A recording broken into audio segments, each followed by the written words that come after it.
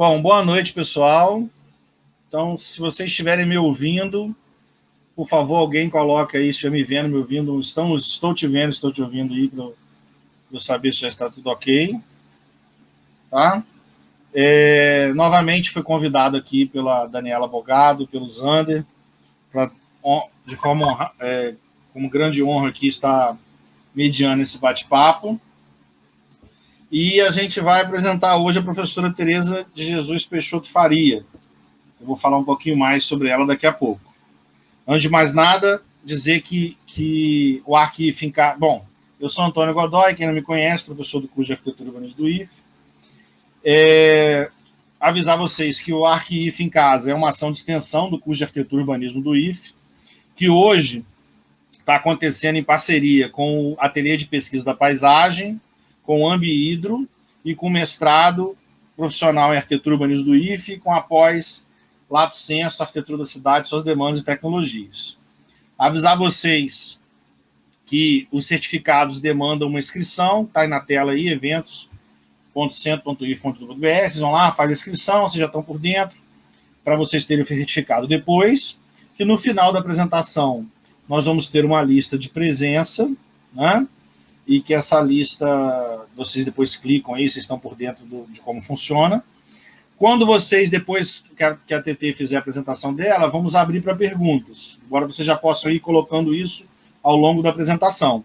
Basta vocês colocarem no chat de comentários, em caps lock, a palavra pergunta, 2 pontos, e a pergunta ou a dúvida que vocês quiserem, que depois nós vamos estar conversando com a TT sobre isso, levando isso para ela. Lembrar vocês que amanhã tem uma live no Instagram do INEPEA, já no esquenta para o evento que vai acontecer em novembro, e que segunda tem uma live especial, que é um bate-papo com o pessoal da FENEA, que é para vocês estarem também atentos a isso aí. Então, sem muita delonga, vou apresentar aqui no que, na verdade, a pessoa que, na verdade, eu acho que até dispensa apresentações, né? É uma pessoa de grande importância aqui para a nossa cidade, a professora Tereza de Jesus Peixoto Faria, que é arquiteta urbanista, é doutora em estudos urbanos pela Escola Superior de Ciências Sociais, é docente da Universidade Estadual do Norte Fluminense, Darcy Ribeiro, a UENF, é líder do grupo de pesquisa do CNPq Cidade, História, Cultura, Desigualdades Socioespaciais e Políticas, atuando nas áreas História da Cidade e do Urbanismo, Planejamento Urbano e Regional, Geografia Urbana, Problemática da Urbanização, Desigualdades Socioespaciais, Políticas Públicas e Sociais Urbanas, Água, Território e Meio Ambiente. Hoje ela vai falar do tema da apresentação, a cidade, a casa e a rua em tempos de pandemia de Covid-19. TT, seja bem-vindo, é uma honra ter você aqui. Oi, já estava aqui procurando o texto. Isso. Eu que agradeço mais uma vez esse convite de estar aqui, né, nesse momento e compartilhar e participar aí com os queridos alunos e alunas aí dos cursos, né, da arquitetura, mestrado, da especialização, enfim, né, do Lato Sensu, e agradeço o convite mais uma vez. Então, boa tarde a todos e a todas que estão, né, aqui nessa noite participando. Então, o tema, né, da minha palestra é esse, né? Fique em casa, a cidade, a casa e a rua em tempos de pandemia de Covid-19. E vou fazer aqui uma prévia dessa relação, né? Porque justamente cidade, né? A cidade, as pandemias e as crises, e, enfim, todo o problema, né?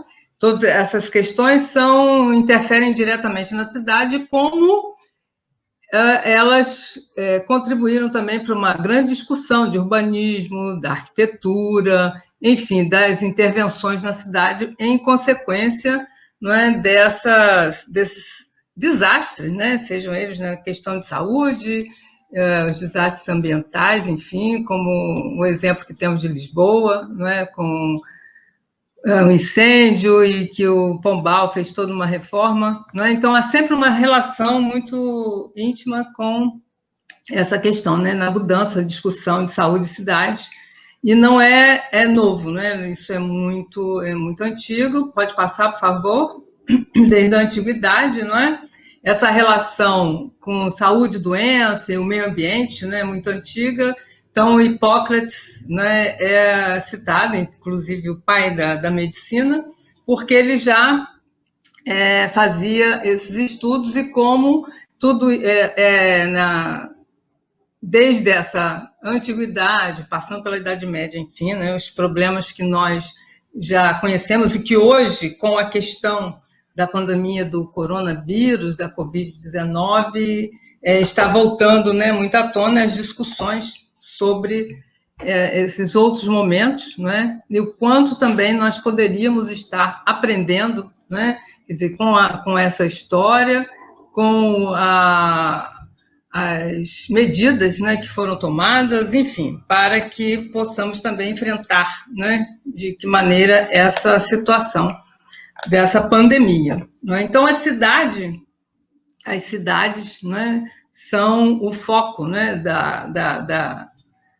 das pandemias, primeiramente, de todas essas difusões rápidas, né, das doenças, enfim, por ser uma aglomeração, justamente, inclusive coincide, né, o fica em casa, evitar aglomeração, e justamente no espaço urbano que isso ocorre, né, as cidades, né, que inclusive é esse, né, a cidade, ela se faz, né, nessa rua, no seu espaço público, nos encontros, enfim.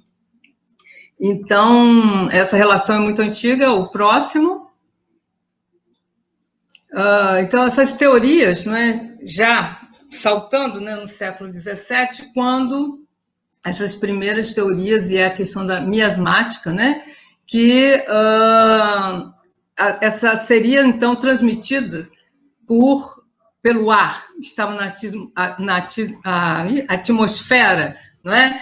E aí que causava as tais doenças. Então, a ação do contágio está presente nesse meio, né? E essas partículas, não é? Há pouco tempo eu vi uma palestra também, e o médico dizendo, né, que essas partículas que já se discutiam nesse período, né, que se acreditava mesmo, né, na teoria dos miasmas, que são essas famosas partículas que até hoje, como elas se disseminavam, enfim, e propagavam e contaminavam as pessoas. Então, medidas, né, eram tomadas e sempre com relação à questão do saneamento ambiental e da higiene, né, para conter. Mas isso, no século XVII, foram essas primeiras teorias, né, do químico Boyle e do médico Sydenham, né, que começaram a pensar como isso se constituiria. Próximo.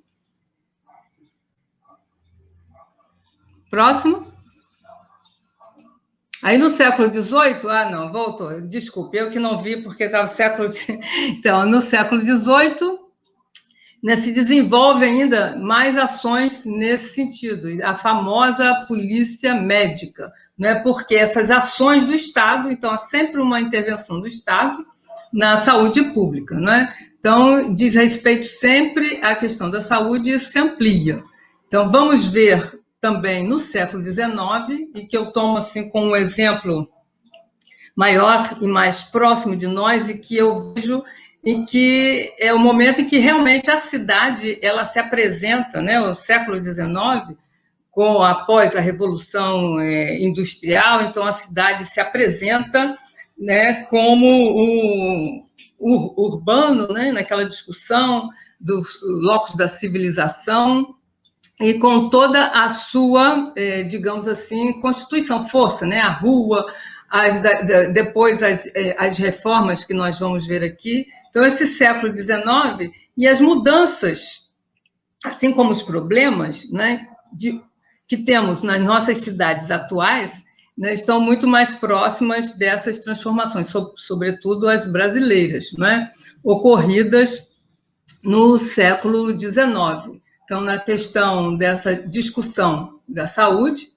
e, anteriormente, a Revolução Francesa também, trazendo toda essa problemática e toda a discussão, né, da classe operária, das condições de moradia, isso já no finalzinho do século XVIII, e consideramos também que todos esses problemas, né, a maioria deles, e tem essa origem na questão da Revolução Francesa, né?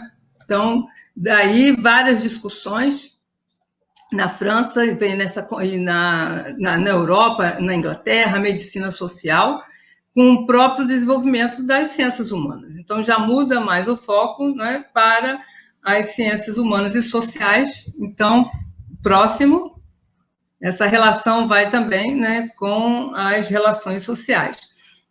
Então, essa concepção, né, que as epidemias, o que ela pode constituir, né, de acordo com essa percepção, era entendida como resultado realmente da insalubridade desse meio ambiente, né? Aí os hábitos alimentares, né? As condições de higiene, morais inclusive, né? Das classes pobres, né? E trabalhadora. Então, essa sempre será o foco, né? As classes chamadas, né, perigosas, enfim, em todos os sentidos, porque levavam, né, esse estigma, né, tanto porque o que não estavam trabalhando como na vagabundagem, né, então eram chamadas classes perigosas, e também nesse sentido de que eram as principais transmissoras, né, estaria aí as classes pobres e trabalhadoras, e a sua casa, o seu modo de vida, então eram os primeiros a serem atacados, né, as primeiras, essa população e as suas casas, né.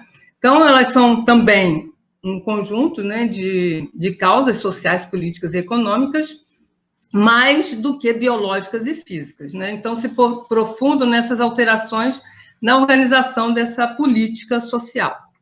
Próximo.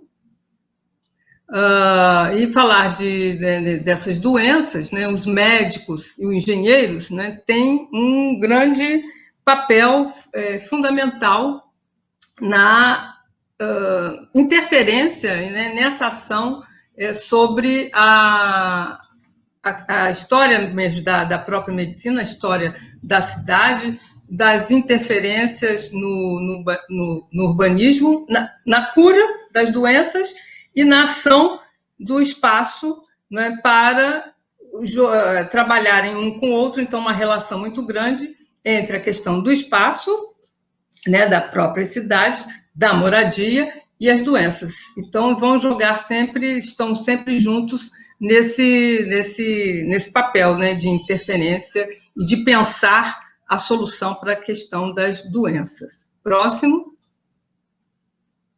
Então, não vou tratar, né, claro, toda essa história da questão da medicina, esse discurso é apenas para fazer essa introdução, né? E são essas intervenções motivadas realmente por essa questão de salubridade do ambiente natural ou construído e erradicar essas epidemias, né? Então, durante o século XIX, principalmente no final do século XIX e início do século XX, que é o período, né, da construção da cidade moderna, em oposição aos resquícios na Europa, né, ainda da cidade medieval. Então, havia uma grande crítica justamente pela forma de construção, né, as ruas estreitas, as construções também. Então, como aqui no Brasil, a nossa cidade colonial, que também tinha esses mesmos traçados, porque as nossas cidades estão muito mais próximas, né, mesmo as europeias, das cidades coloniais, do que toda a antiguidade, que só restam as ruínas e as escavações, não é? Isso dizia o Legoff no seu livro Por Amor às Cidades. Então, temos toda uma raiz, e mesmo quando, né, os portugueses aqui chegaram, ocuparam, né, invadiram e construíram as primeiras cidades e vilas, o que predominava realmente ainda era um modelo da cidade medieval, né, porque sabemos que o Renascimento pensou a cidade ideal, né, muito na teoria, algumas realizações, mas efetivamente, não é, essas transformações só vão ocorrer mais à frente, o século XVIII, o século XIX. E os resquícios que temos, né, que as cidades ainda tinham, eram mais essa estrutura, desenho dessa cidade medieval. Próximo. Então, mencionando, né, neste período final do século XVIII, com a Revolução Industrial, o que se preocupava sempre com as classes pobres e operárias, enfim, né, que era ali o foco de todas as doenças. A situação, né, da classe trabalhadora operária na Inglaterra de índios é realmente uma referência e revelando essa discussão. Está, inclusive, a Françoise Choët cita como esse início do pensamento, né, do socialismo, com a influência no próprio urbanismo, de como esses né, digamos assim, que ela chama urbanistas, né, ajudaram a pensar a cidade e um modo de intervir. Então, nesse momento, né, as gravuras do Gustave Doré, elas têm representam bastante esse período, né? Então, o próximo slide, por favor. E mostrando, né, em Londres, e como era realmente os lugares, os becos, e a forma como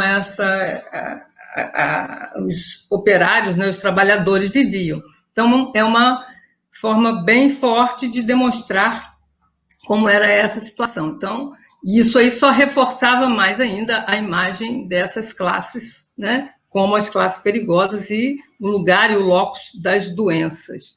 Próximo. Então, as utopias sociais, né, vou agora então passar mais rápido, né, foram pensadas para tentar resolver e daí estruturar formas tanto de moradia como a melhor forma, né, de se pensar espaços para essas classes trabalhadoras. Então, as utopias sociais. Então, o Robert One, ele pensou, né, nessas condições ambientais e na vida da população a partir do ambiente, porque nessas condições ambientais, e veja bem como é forte esse discurso, e sempre, até hoje, né, como está presente, e a responsabilidade, né, das condições ambientais. E sempre somos nós, né, que estamos à frente, somos nós, os humanos, né, que, da maneira com que tratamos o nosso ambiente, chegamos a esse caos, né, que estamos hoje. Mas, olha, antiga essa discussão e difícil de se resolver. Então, pensando, propôs o próximo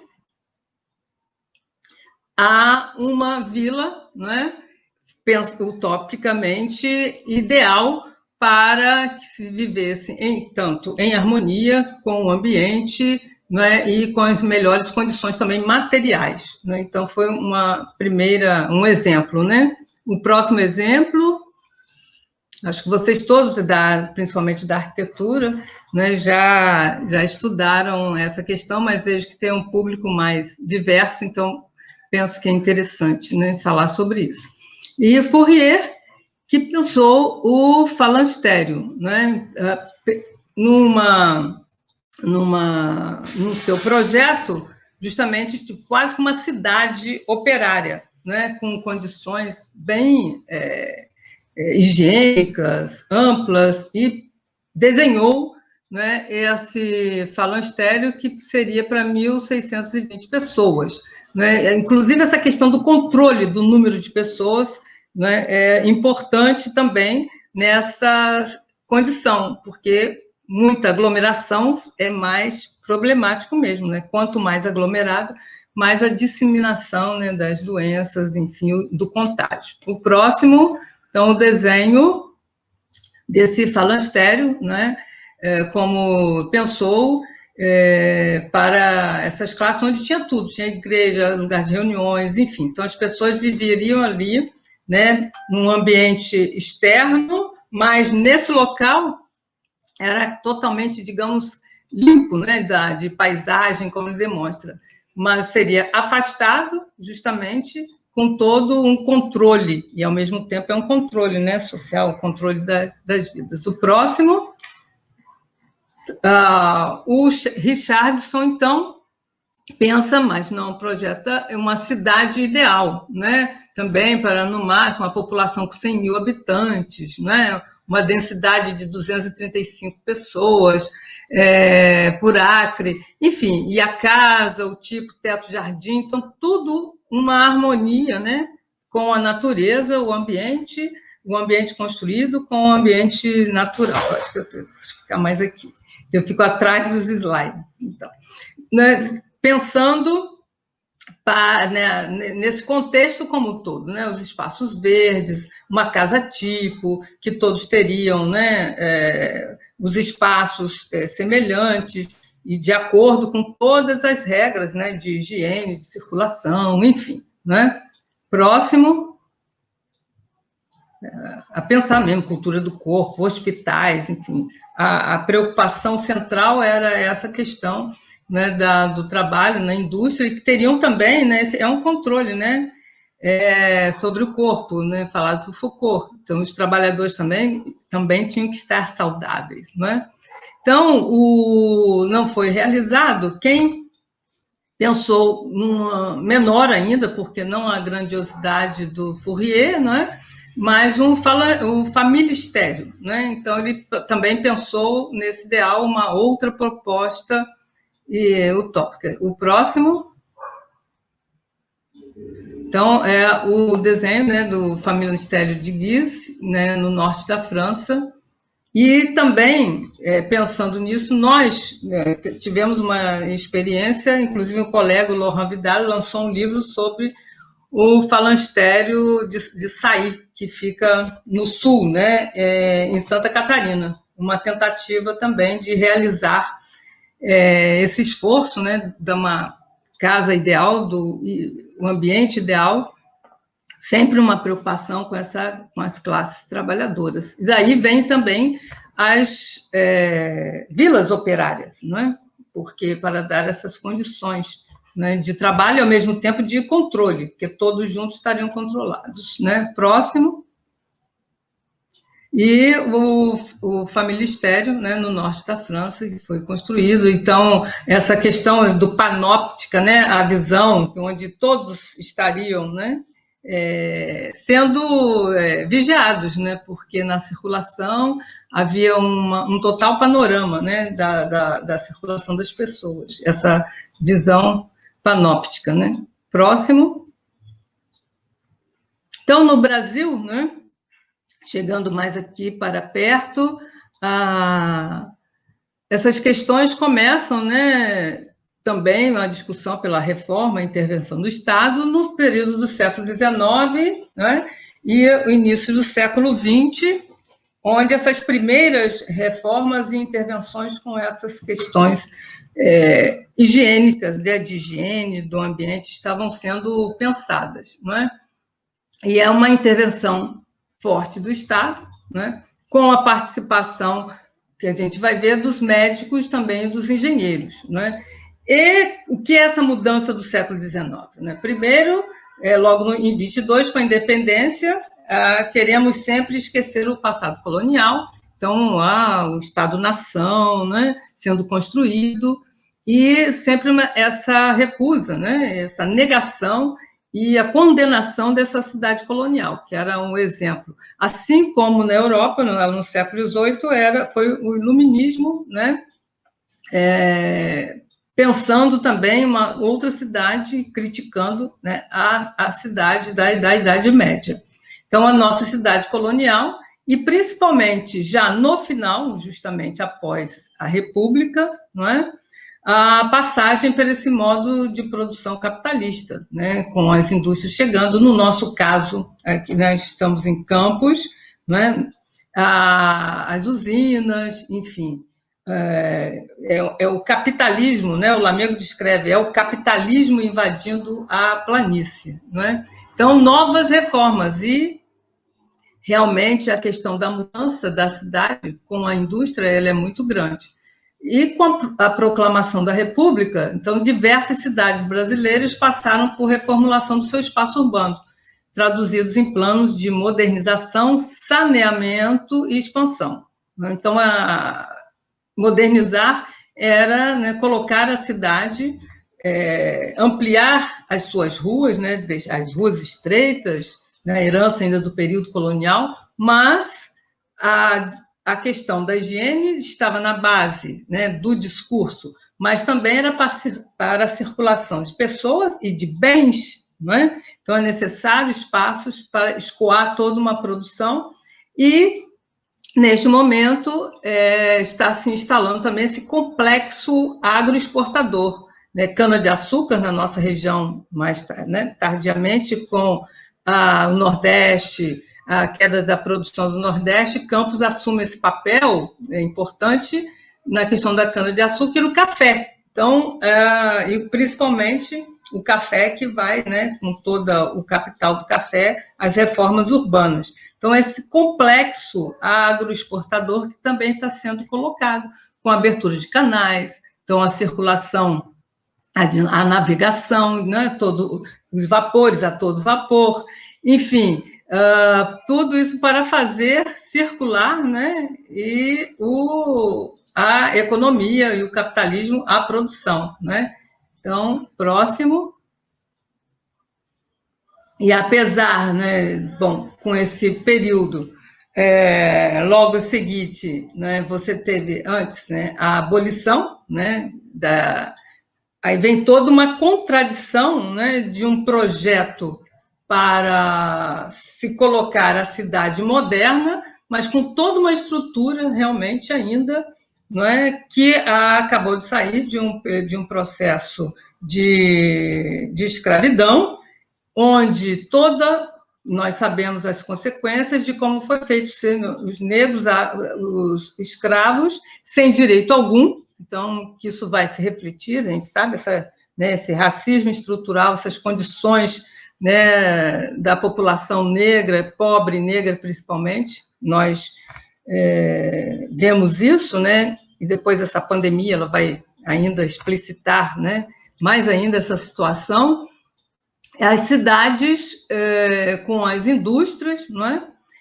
Fazer uma reforma para modernizar completamente, mas com essa estrutura, então se faz uma reforma, mas não se mexe na base. Então, ainda com todo esse resquício de, não é, uma população toda deixada de lado, à margem de toda essa transformação, sem direito algum, né? E as cidades começam, então, a serem pensadas, mas planejadas para outra população, né? Para uma elite, o que a gente vai ver, né? Nesse processo de acumulação da capitalista, né, a consolidação do regime republicano, né? Então, essas práticas sanitaristas surgiram no Brasil como um ponto de inserção do poder de Estado, né, na modernização.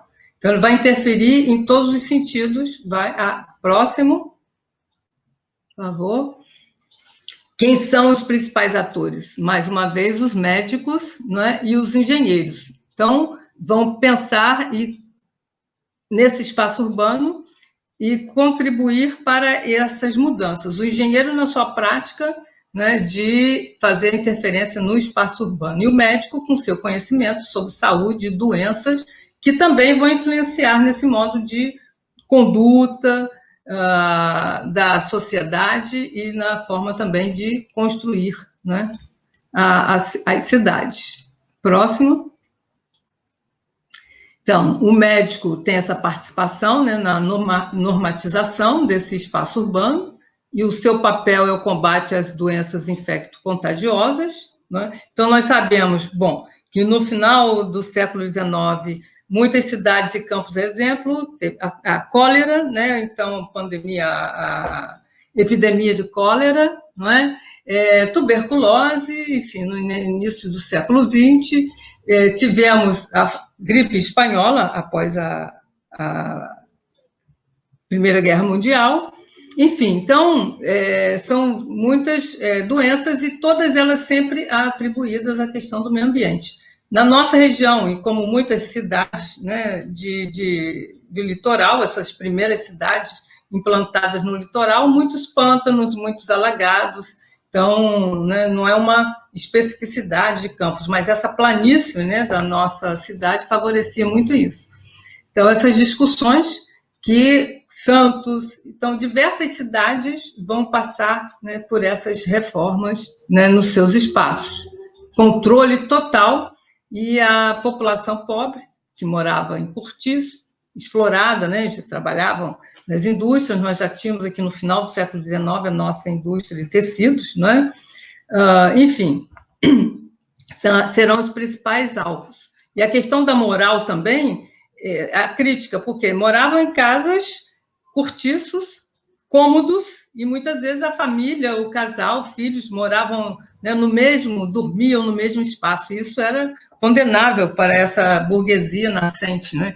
Então, esses hábitos incidiam, inclusive, na questão moral. E tudo isso influenciado pelo também o pensamento positivista, né, de Kant, né, Comte, não Kant, de Auguste Comte, que onde essas técnicas, então a precisão da medicina, né, baseada realmente em fatores estatísticas, enfim, isso tudo vai influenciar, né, nesse pensamento, né, da medicina e da engenharia. Próximo. Então, essa sensação, né, dessa verdade incontestável, né, deixa eu abrir aqui o texto que eu vou querer ler, um pedaço, né, então era inegável, né, incontestável, e nos nossos papéis aqui, era a Faculdade de Medicina do Rio de Janeiro, né, e também da Bahia, né, que começaram a ser uma referência nessas questões de saúde, nessa questão do saneamento e higiene, inclusive na higiene, quando falava moral, a higiene também, quando se falava de pobres, se falava de negros, não é? Então, toda uma política que vem aí, mais tarde, de branqueamento, enfim, não é? Em cima dessas discussões. Então, era higienizar e jogar as classes pobres, não é?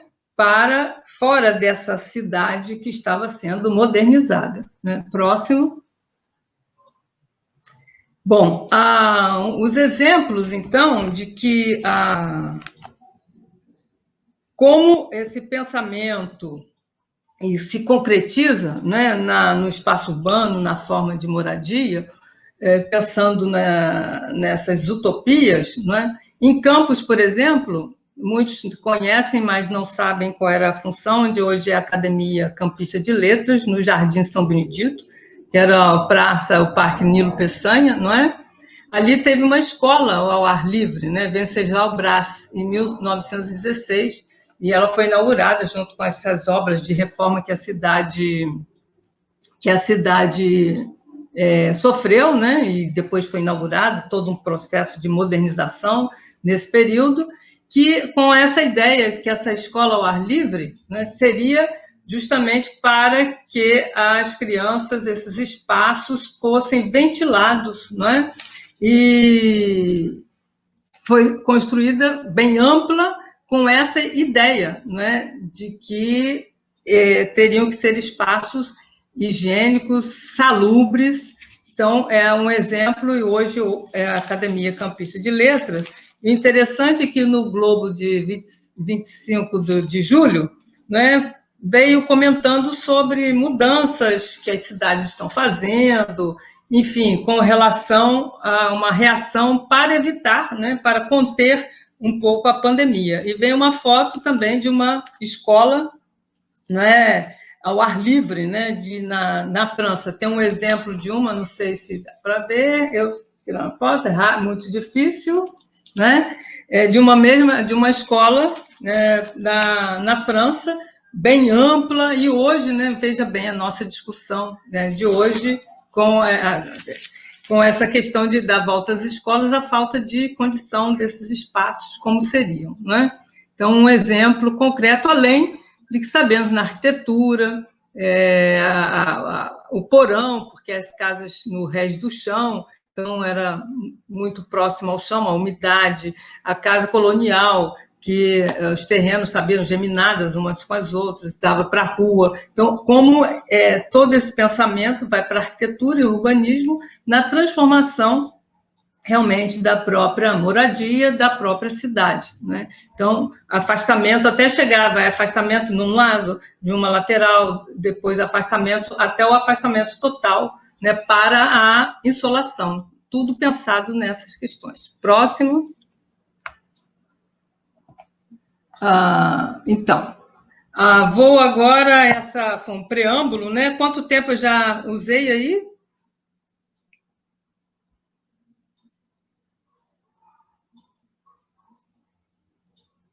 Hein? Então, vamos lá. Eu vou ler aqui porque está muito pequeno, né? Então, iniciando realmente todo esse preâmbulo, né, que eu fiz anteriormente, para a gente entender que essas relações, de fato, da questão das doenças com o ambiente e a cidade, a casa e a rua, né, está interligado, e isso já há séculos, né? Então, aí é uma citação de Luiz César Queiroz, né, que eu extraí. Eles lançaram um dossiê nacional, né, Metrópolis e a Covid-19. Então, com a cidade do Rio de Janeiro, de São Paulo, de Natal, Rio Grande do Sul, enfim, várias cidades, cada uma constituiu o seu dossiê, né, com a sua realidade. Então, a natureza pandêmica da Covid-19, bem como a sua dinâmica de difusão, revela uma pedagogia, esperamos, né, com a qual as sociedades podem aprender os limites da reprodução do capitalismo como modo de produção e distribuição da riqueza e da civilização material por ele instituída. Quando ele cita aqui a civilização material, é o Fernando Brodel, que tem o seu livro, né, falando justamente do capitalismo e todas essas questões da civilização material.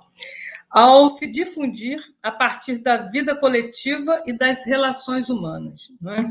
A pandemia evidencia os impasses da reprodução da vida quando a natureza e a própria sociedade foram submetidas à lógica da acumulação ao infinito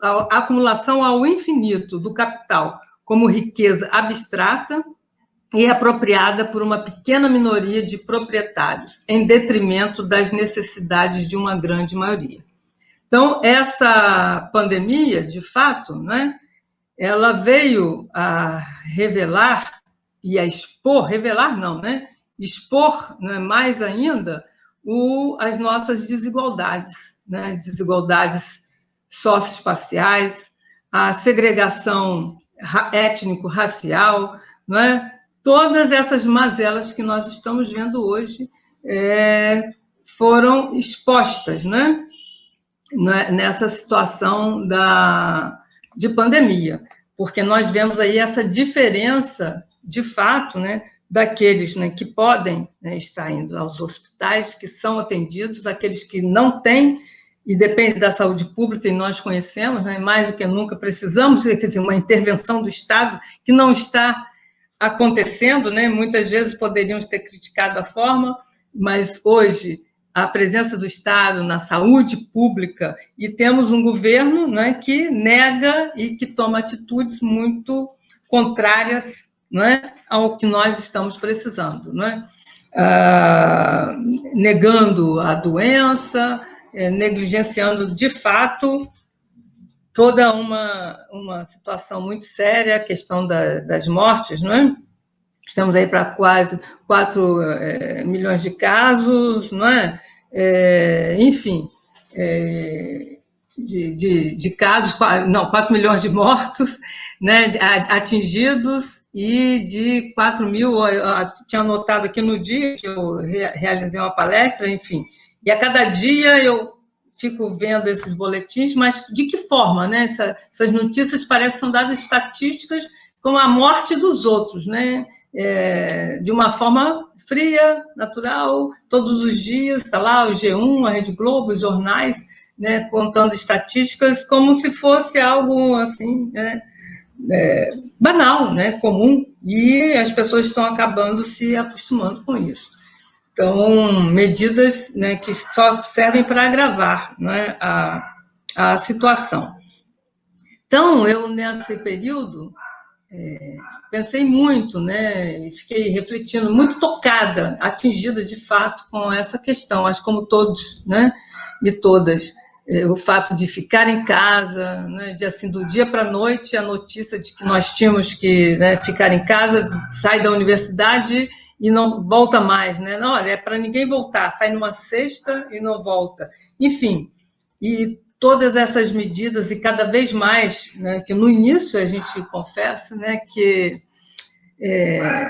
muitas pessoas não tinha caído a ficha, né, e finalmente, quando a ficha caiu, é terrível, né, a situação já estava bem avançada, né, e, pelo visto, parece não, né, não regredir, enquanto não há vacina e enquanto algumas atitudes, né, dos governantes, tanto desde do governo federal, que não quero nem nominar, né, está com esse nome na boca, do nosso estado, no caso, o Rio de Janeiro, né, e da nossa cidade também, né, a falta, de fato, de ações, né, efetivas, concretas, firmes, né, na contenção da pandemia, das pessoas que acabam também desacreditando, né, e a gente vê como está esse comportamento aí.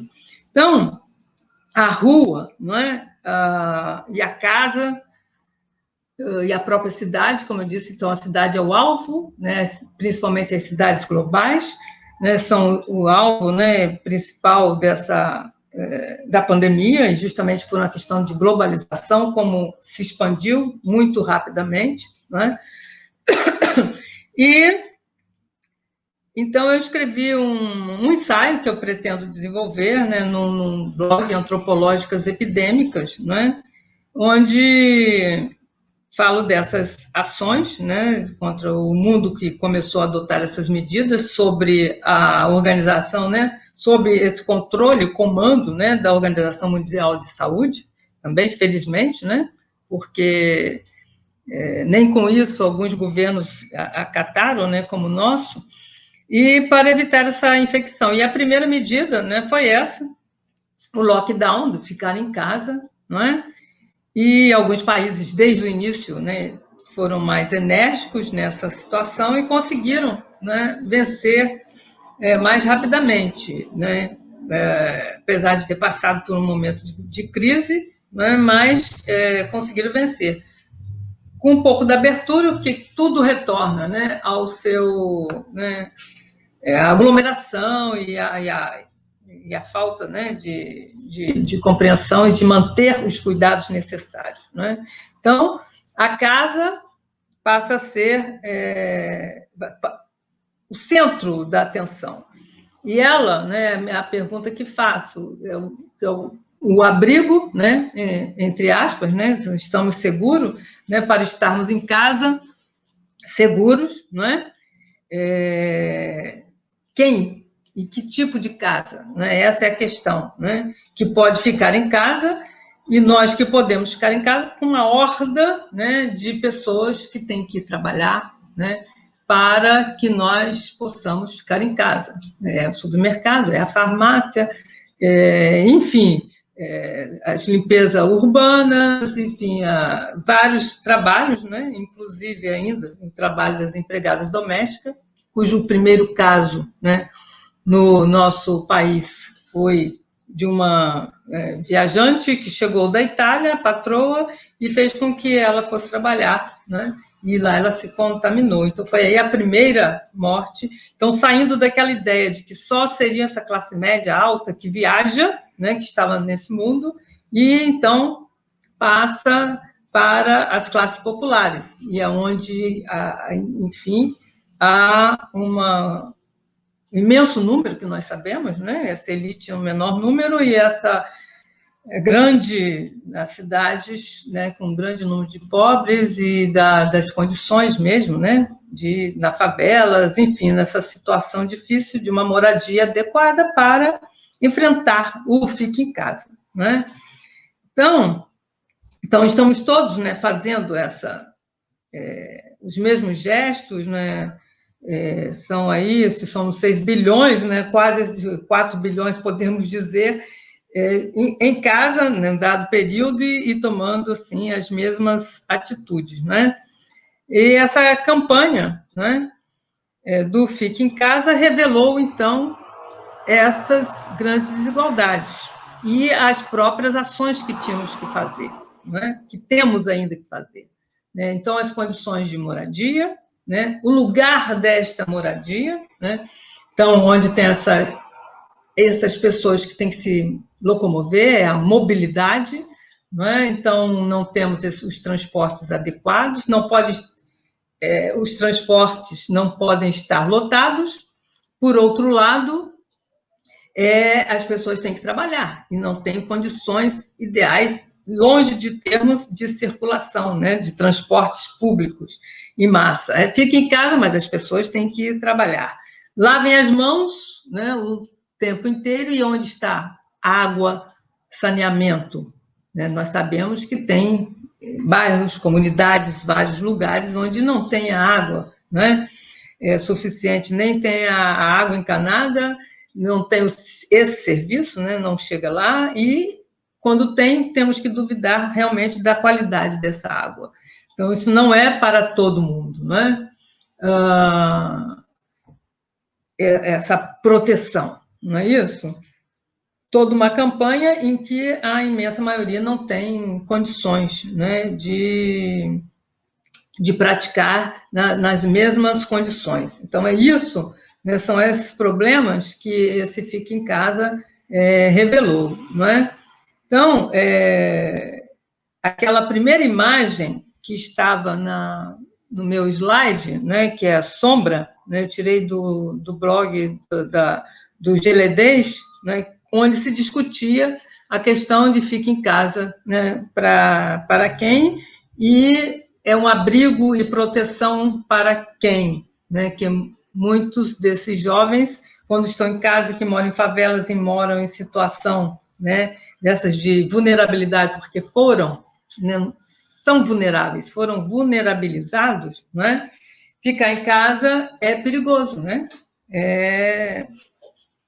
Como o menino que estava em casa, o grande caso, e agora me fugiu, e tranquilo, e a polícia invade, né, lá em São Gonçalo, invade a casa atirando sem querer saber quem estava, não estava, porque é assim, que é toda uma política, então, não, negligencia a questão da saúde, né, nosso governo federal, reforça a questão da polícia violenta, reforça a questão do porte de armas, não é? Então, toda uma política que eu já falei em outro momento, que vai numa política, né, de morte, né, discutida, então, agora vem camarunês, não é? O Achille Mbembe, né, que é a necropolítica. Então, é muito em todos esses níveis, não é? E essa política, já tinha lido antes, mas mais do que nunca nesse momento, não é o que está ocorrendo aqui no nosso país, não é? Deixando morrer os pobres. No início era isso, quem vai atender? Jovens ou velhos? Não, os idosos, né? Então vamos atender aos jovens porque tem mais chance. Então escolher, né, um controle, né, de quem pode viver, quem pode morrer, né? E está deixando morrer mesmo em todos os sentidos, até com essa política de violência, né? Mostrando, expondo, abrindo, né, falando essas veias, mesmo ontem, num outro seminário sobre ambiente, né, do nosso programa, estava Pedrovski e Oscar conversaram sobre essa questão mais da Amazônia, então toda essa problemática do ambiente, né, então essas veias abertas, né, mais uma vez está bem, bem forte e mostrando às vezes, abertas de nossas cidades, das desigualdades. E a rua, não é? A rua, então, também, que faz a vida da cidade, o lugar dos encontros, e para nós também, muito importante, das sociabilidades, né? Sociabilidade das camadas populares, sobrevivência também, não é? Ela sempre foi atacada a rua, desde aquele período do século XIX, então, para expulsar, de fato, das ruas as camadas populares, que têm também na rua seus recursos, os ambulantes, não é? Enfim, e a rua também foi também um espaço atingido, não podemos estar circulando nas ruas, né? Então, essa questão da casa e da rua, vejamos isso como ocorre, né, nesses bairros populares. Então, a rua é muito importante, né? E essa frequência da rua, então, a desigualdade na cidade se revela aí, né? Como estão os bairros mais fora do controle, né? Dessa política, né? De andar de máscara, não se aglomerar, né? Eu moro aqui no Turf e isso ocorre, né? Demais, e faz a vida do bairro. Eu mesma tenho, nesse período, tenho convivido e falado com pessoas que antes eu não falava, ao ir, né, no hortifruti, ao ir no mercadinho, na padaria, né, ao ir à padaria, enfim, que eu estou realmente em casa e só saio, né, sou eu que tenho que fazer todas as questões, né, de compras, enfim, meus pais idosos, eu também, apesar de já idosa no grupo de risco, sou eu que tenho que estar fazendo, saindo, né, evitando, uma vez por semana, às vezes mais dias, 10 dias, consigo ficar em casa, estou, mas que tem que estar provendo, é uma outra questão, não é assim, o meu caso, não é, mas que exemplifica as mulheres, então essa questão de gênero também, como que as mulheres, né, nesse momento, também são aquelas que mais sofrem esse impacto dessa pandemia, né, que trabalham, ora em empregos mais precários, não é? Enfim, e não podem estar se protegendo, né, totalmente, tem que estar se arriscando, como os médicos, enfermeiras e enfermeiros têm que estar se arriscando diretamente, né, para salvar as vidas.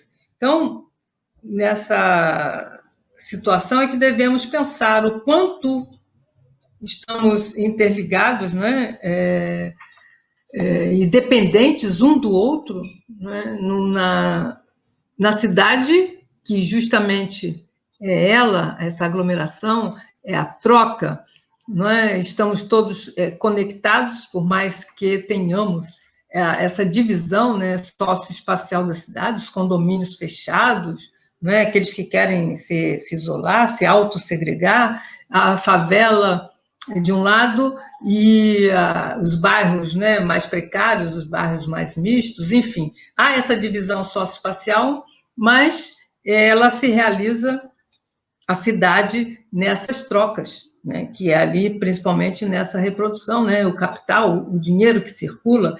Então, temos que estar sempre, né, na dependência do outro. E pensar isso, pensar nesta cidade, pensar nesses espaços, e o quanto, né, somos cada vez mais uma rede, né? E se nós não estamos bem, o outro não vai estar bem. Tem pessoas que se julgam, né? Que são imunes, não é? E uma certa vez, conversando com uma colega, ela disse, não, o sentimento de impunidade, né, principalmente das classes altas, né, se julgam realmente, né, donas, e que podem tomar ações que são imunes, né, então a impunidade também dá a mesma sensação de imunidade, né? Pensar essa cidade, temos que pensar, é um momento, todos pensam, estão falando nisso, né, que essa pandemia nos sirva, né, que é segundo na frase lá do Luiz César, né, uma pedagogia para aprendermos a construir cidades que sejam, de fato, para todos, né, que a gente tenha o direito à cidade, construir uma nova cidade, porque de reformas pontuais, é isso que virou, né, que está pensando mais a cidade como um todo, a cada situação, fazemos reformas pontuais, não é? Mas que sempre há um prejuízo, né, para as classes mais pobres, né, que não têm acesso a essa cidade que ela já foi pensada, né, de uma forma desigual, né, e resulta dessa forma desigual, e onde alguns têm acesso pleno e outros nenhum, né, acesso. E se todos não estão bem, a cidade não vai estar bem, né? Então, todos nós corremos o risco, né? Então, todos nós teremos que repensar, eu acho que num curso, né? Eu sou a arquiteta de formação, né? Então, arquitetos urbanistas, a pensar cidades realmente melhores. Mas, fechando aqui, quanto tempo eu tenho, Godoy? Eu acho que eu já falei demais, não sei. Não, nós estamos bem. Mostrando isso, um pouco o slide aí, como algumas cidades, não é? Algumas cidades fizeram algumas intervenções rápidas e paliativas para aquele momento, não é? Para aquele momento, né, que eles já passaram e tomaram atitudes mais no início, realmente, da pandemia, e nós, cada vez mais tardiamente, tomamos as atitudes, né, que deveríamos tomar para as nossas cidades. E não basta nós estarmos em casa, e os passos que nós circulamos, que temos que circular, não é? Principalmente aqueles que têm que sair para o trabalho. Né? Então, algumas cidades fizeram, né? Ciclovias, então saiu nessa também do Globo, né? E vários textos a esse respeito, e aí que tocam a vocês, né? Do cursos de arquitetura em todos os seus níveis, não é? A pensar essa cidade, até mesmo a cidade do momento, que poderia e pode ainda ser feito, né, para que possamos circular com tranquilidade, com mais segurança, né? Então, ampliando calçadas, diminuindo a caixa de rua, né? Então, essas primeiras cidades que pensaram isso, né? A Flórida, aqui no Brasil também tem um exemplo de Goiás, né? Que um projeto piloto de feiras seguras, enfim, várias atitudes e ações, né, públicas para, nesse período, que as cidades pudessem responder, já que não estavam, né, não são preparadas para isso, embora, né, todos os exemplos anteriores tenham mostrado que a condição urbana, né, da urbanidade, da circulação das nossas cidades são fundamentais, né, para uma boa convivência e, sobretudo, para a questão de saúde, né? As nossas cidades não seguiram a lição. As classes trabalhadoras, operárias e pobres estão naquelas condições que se discutia anteriormente, não é? E, por favor, Godoy, mostra um slide também do simples, né? Lisboa, porque as outras fotos eu tirei quando fui ver muito mais cedo, hoje estavam imensas para eu reduzir, então eu não coloquei aqui, eu fotografei, mas não deu para expor. Mas essa Lisboa, né, na Baixa, né, que tomou uma medida, os comerciantes, a associação de comerciantes, que é essa questão da economia, né? Então, como fazer com a economia, mas que pudesse conciliar uma coisa com a outra. Então, criou-se ruas foram criadas, assim, né, improvisando, transformadas em ruas de pedestres. E foram pintadas de azul, né? Então, há críticas também com relação a isso, mas se transformaram em ruas de pedestres. E assim, os bares e restaurantes puderam usar o que eles chamam lá de esplanada, não é? Para colocar suas mesas e ter mais espaço, e as pessoas também, para circular. Uma rua estreita onde passava o carro e, ao mesmo tempo, as calçadas, né, também estreitas, dá essa sensação, né, e, concretamente, de espaços mais amplos. Né? Em oposição, por exemplo, à nossa cidade aqui de Campos dos Goytacazes e tantas outras, né, que quando liberaram o comércio, eu que saio, né, quando saio, vou à farmácia, sento o carro, e eu nunca, sempre dou uma passada, aliás, faz tempo que não tenho ido lá, né, desde que abriu uma outra farmácia aqui mais próximo de mim, aí eu não vou mais à praça, mas eu ia, e por causa dos remédios dos meus pais, enfim, minha mãe principalmente, dava uma circulada na rua Barão de Amazonas, pegava o carro circulando, né?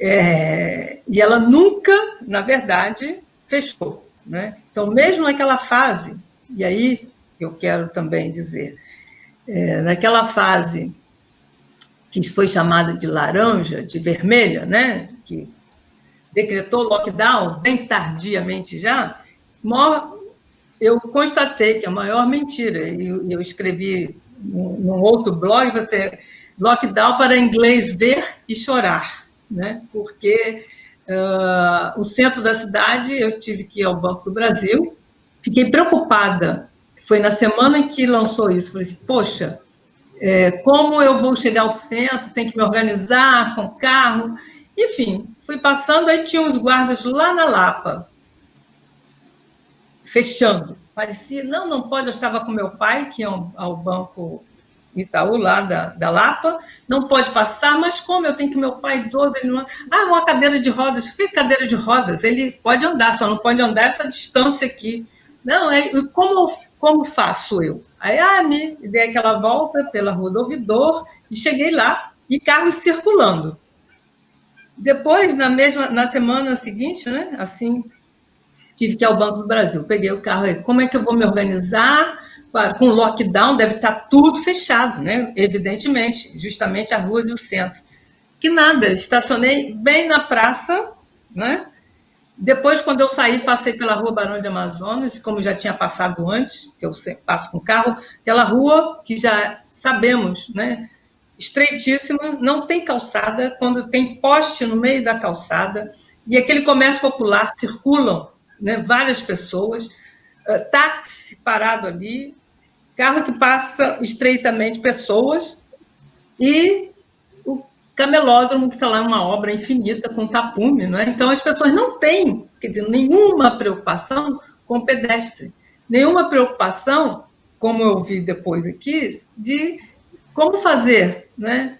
Principalmente isso antes de abrir o comércio, mas ali sempre funcionou, né? Eu passava assim com o carro, sempre para dar uma olhada, né, na cidade, sempre funcionou clandestinamente, e algumas lojas que podiam funcionar para vender embalagens, né, e nisso aquelas outras. Bom, e depois abriu-se o comércio. Aí me pergunto, por que aquela rua não é fechada? Temporariamente que fosse, aliás, poderia ser sempre, não é? Então, nós vimos imagens quando o comércio foi reaberto na fase, né, laranja, né? Então as pessoas não podiam entrar e tal, mas lotada a rua, né? Nós vimos imagens aí, filmes, as pessoas colocaram vídeos, né? E aquela rua poderia impedir a circulação de carros, deixar realmente para o pedestre circular sem se esbarrar um no outro, né? Evitando justamente o quê? O contágio. Mas não, né? Abre e deixa como está. E nunca houve um controle firme, né? Essa questão hoje de máscara, vai multar, imagina, né? Eu não soube ainda de nenhum caso, né? Nos lugares que eu circulo, no bairro, onde é que as pessoas estão, né?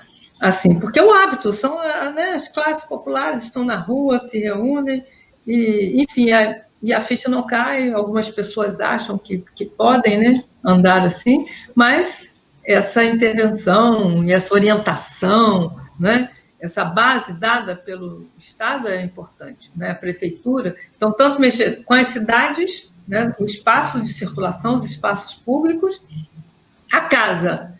Então, sabemos que mesmo quando constroem, né, os edifícios populares, os conjuntos, casas geminadas, enfim, né, sabemos, e sem a orientação devida, então, os casos nas favelas ampliam no Rio de Janeiro, em São Paulo, justamente por falta de uma informação clara que alcance realmente esse público, né? E as condições de moradia, né?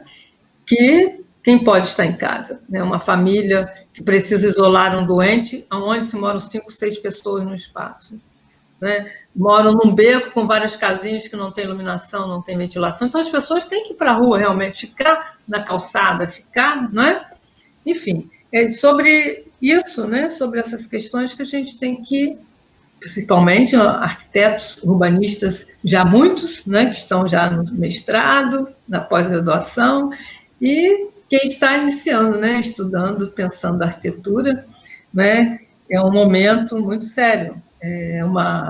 Pensar, a utopia, né? Foi feita também para a gente caminhar, como diz o Galeano, né? São utopias, desde lá do Morris, Thomas Morris, a gente tem que pensar e acreditar. E a única forma, eu vi aqui uma pergunta, né? Como a gente é a nossa resistência, a nossa luta, vide o grande movimento que, apesar de tudo, está em casa, foram para a rua, né? Com as vidas negras importam, né? Mobilizou, as pessoas não quiseram saber, e hoje ainda é um grande problema, essa violência, né? Que sofremos, né, por conta da cor, né, seja mulher, seja homem, né, por conta da nossa cor, visados e sempre fragilizados, e sermos os mesmos, né, a sermos atacados, essa violência, mas foram para as ruas, o grande movimento, então, em diversas outras cidades, né, que temos que mudar, e é para mudar mesmo, né?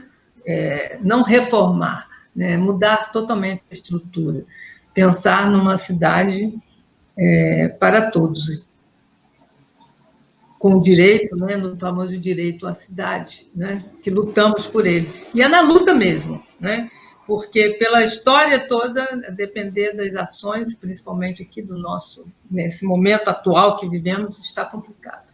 Então, temos que pensar, refletir, termos certeza disso, de que cidades melhores, cidades para todos, né? E compreendendo a habitação, então a cidade nesse sentido amplo, mobilidade, tudo isso, né? Então, que vai refletir numa vida, né? Na reprodução da vida, e não só da reprodução do capital. Muito bom, muito bom, muito bom mesmo. Então, agora a gente vai trabalhar aqui um bate-papo, né, abrindo para perguntas. Achei a apresentação, eu mesmo tenho algumas, mas eu vou me segurar aqui um pouquinho, intercalo aqui as minhas, senão eu pareço que eu estou tomando posse do negócio aqui, mas não é essa a ideia. Então, vou começar com a pergunta da Cláudia Oliveira. Professora Tereza, você acha que os movimentos por reforma urbana podem se fortalecer frente às desigualdades que ficaram tão explicitadas na pandemia? Desculpa, eu estava aqui procurando de novo aquela imagem, não consigo agora compartilhar. Que eu fiz uma colagem, né, com a ajuda de uma bolsista minha que é arquiteta, me ajudou a fazer a colagem. Mas, desculpe, volte, por favor, a pergunta. Não, ela pergunta, a Cláudia Oliveira... Acha o movimento por reforma? Isso, vocês no movimento de reforma urbana podem se fortalecer frente às desigualdades que ficaram tão explicitadas na pandemia. Com certeza. Olha, os movimentos, né, que a gente tem visto, primeiro, de grande solidariedade, né, nesse momento, nesses espaços das favelas, tanto São Paulo como Rio, estão dando muitos exemplos dessa união, né, da própria comunidade para resolver esses problemas em que o Estado não está presente, né? E daí, isso só reforça cada vez mais, né, essa presença e como eu digo, uma unidade para essa transformação. É verdade que nós estamos ainda estamos pacíficos, muito passivos a tudo que tem acontecido, né, nesse país. Movimentos isolados, mas irmos realmente, né, nessa direção da reforma urbana, por exemplo, esse movimento, ele é importante até hoje, ele existe, esse dossiê, existe claro que existe, mas de uma presença forte e em uma produção, né, justamente visando movimentos que mudem a direção, né, em que estamos indo, né? Então, é um movimento que tem que voltar às ruas e não tem outra maneira. Nós pensamos, eu acho que esse é o nosso papel, né, estarmos na universidade, produzirmos e falarmos, né, o tempo inteiro para levar essas camadas a pensarem, mesmo todos nós, mas juntos. Eu li também um colega dizendo que essa população de vulneráveis tem que ir para a rua. Não, todos nós somos tocados com esse problema, né? Mais uma vez, é um problema que acaba afetando a todos, e é isso, a cidade para todos. É a única maneira, sim, né, de conseguirmos conquistas, né, na Constituição que estão querendo rasgar de novo, né, mas é o caminho da resistência. Né. Deixa eu te fazer uma reflexão contigo. Você falou algumas vezes sobre utopias, né? Eu fiquei lembrando lá do Lefebvre, na década de 60, quando ele falava de um novo humanismo, né? Ele elencava essa dimensão. E essa semana eu estava lendo uma coisa que me fez lembrar trabalhos aqui da escola, né? Da professora Daniela Bogado, uma aluna que se formou recentemente, a Tainara, também defendeu isso no seu TCC. A ideia de um urbanismo feminista, né? Ou um urbanismo... Um olhar feminino sobre o urbanismo. E na Folha de São Paulo, essa semana, teve uma reportagem, estou até com ela aberta aqui, no dia 1º de setembro, né? Entenda o urbanismo feminista que luta contra as chamadas cidades fálicas. E aí o professor Nabil Bonduque, lá de São Paulo, né? Que foi vereador e participou do plano diretor. O último parágrafo foi uma fala dele, que ele diz assim: mesmo assim, segundo ele, professor, uma cidade planejada para mulheres é melhor para todos. Esse olhar feminino é mais humano e se preocupa com os mais frágeis, com as crianças, idosos, e aquele dificulta a locomoção. Ele afirma, inclusive ele fala que não é só uma questão de presença das mulheres, né, mas uma visão feminina sobre a cidade tem menos a ver com a ausência das mulheres, mas planejamento urbano com mais questões de orçamento e prioridade. Você acha que existe uma questão de um vetor, uma questão de direção do pensamento do urbanismo brasileiro? Ou seja, precisa se redirecionar esse pensamento? Assim, no caso, o artigo defende que o urbanismo é masculino, masculino, né? Mas masculino. Eu quero a sua reflexão. Antes de qualquer outra coisa, precisamos repensar o urbanismo, a maneira de pensar o urbanismo, a maneira de se planejar, e para poder incluir, fazer esse urbanismo para todos, que inclusive numa dimensão como a da pandemia, seria uma questão pensar isso. Queria que você falasse um pouco sobre isso, porque eu acho que, primeiro, que eu acho que vai interessar muitas das pessoas aqui que estão assistindo, e segundo, que eu acho que você, mais que eu, tem uma prerrogativa de refletir sobre isso. Sim, é uma boa questão que temos também, não tenho a resposta, são os questionamentos todos, né, que estamos fazendo e buscando caminho. Então, essa discussão, né, desse olhar, primeiro, não é só da participação em todos os níveis dessa discussão da mulher, né, mais presente na política. Então, se a gente pensa em urbanismo, é política, né, ação política, né? Então, a intervenção na cidade é uma ação política, né, uma ação, esperamos, pública no espaço de intervenção. Então, há toda uma relação, né, de pensar hoje, se pensarmos a cidade em políticas que sejam realmente transversais, né, que caminhem juntas. Então, se a gente não tem a mulher, né, também na política, é uma grande já luta e conquista, né, com mais mulheres participando, e isso não é porque as mulheres não querem, é porque são excluídas mesmo, nessas algumas profissões do urbanismo, e espero que seja menos, realmente, eu penso nisso, né? Que a mulher é sensível, né? Essa sensibilidade só por isso, né? Temos sim, mas teremos um olhar mais amplo sobre não só a questão feminina, porque a cidade, como ela é considerada, né, pensada para as mulheres, é sempre um perigo. Aliás, quer dizer, começa com Jane Jacobs, uma mulher, né, que sempre pensou, urbanista, né, pensou a cidade, e uma das suas reflexões na vida e morte das grandes cidades, né, sobre a rua, né, a presença nossa, de todos nós, na rua, né, que essa rua que faria essa segurança das ruas. E o que aconteceu? A rua foi a primeira a ser atacada, né, em todo esse processo, né, sempre interditada, assim, no sentido dessas práticas, né, e, ao mesmo tempo, se pensa, a rua pensa na morte das cidades, porque a rua faz a cidade, né? Então, o abandono da rua faz com que, realmente, ela fique mais perigosa. Outras pessoas vão tomar conta. Então, pensando nessa cidade como um todo, para o idoso. Então, a questão de gênero ela é bastante importante, porque é fragilizada. A mulher está na rua, a mulher foi alijada desse pensamento, que acho que não poderia pensar a cidade. Hoje não, nós temos aí um grande número, felizmente, né, de pessoas sendo formadas, mas mais pelo espaço e pela forma, né, que esse urbanismo também foi construído.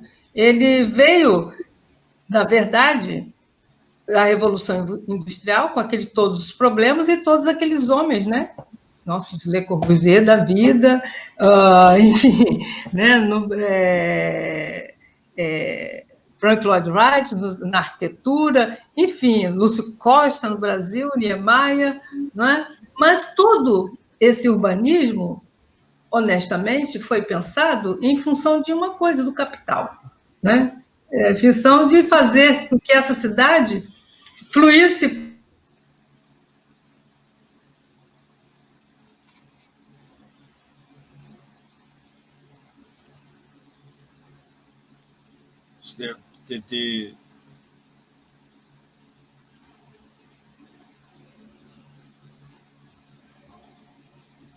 Ela travou? Acho que ela está voltando. Peraí. Eu estava fora, todo mundo? Vocês ouviram? A cidade fluísse. O capital pensando que a cidade fluísse. Então, mesmo o urbanismo, toda a construção, então a crítica, né, o lado mais crítico. Então, o progressista, então, foi o que mais valorizou a indústria, né, pensando o homem com as mesmas necessidades, mas o urbanismo culturalista, pensando mais na dimensão humana. Mas o que venceu e que está aí, as cidades construídas para essa fruição do capital, não a fruição de nós, de pessoas, né? Então, ele tem que mudar desde a sua base e mudar a estrutura que domina, né? Então, se pensarmos sempre nessa cidade, homens e mulheres, né, juntos, assim como era o que eu ia dizer, o feminismo.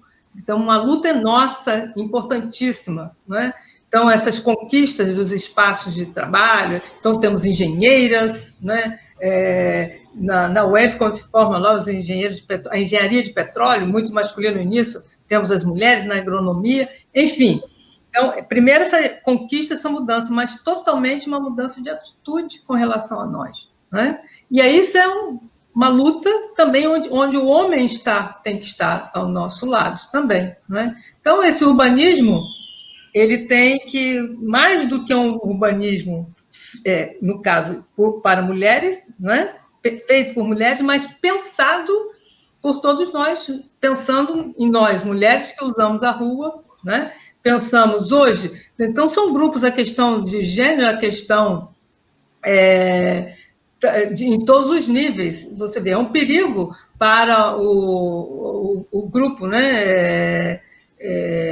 GLBT, enfim, né, todas as questões, o homossexual, a mulher, que correm perigo também na rua, né? Então, na rua, você vê, até hoje, a homofobia é muito forte, né? Saiu daquele movimento, quantos casos entram na rua e lá são espancados, não é isso? Então, essa cidade e as pessoas são agressivas, não é?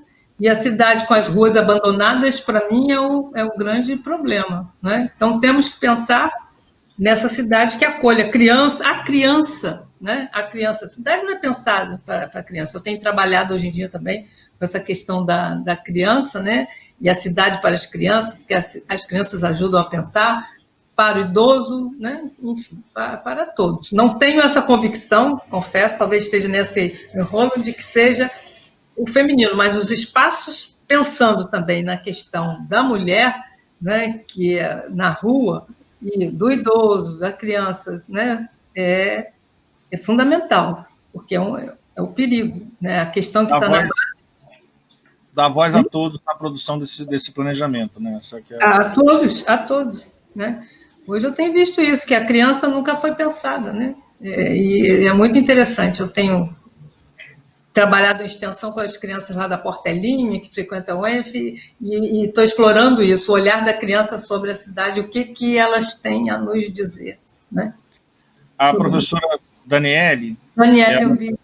Isso, fez uma pergunta aqui. Ela participou de um evento internacional que se discutiu um pouco a hipótese de que veremos daqui a alguns anos reflexo da pandemia na forma urbana das nossas cidades. Né? Discutir a questão da morfologia, da forma urbana.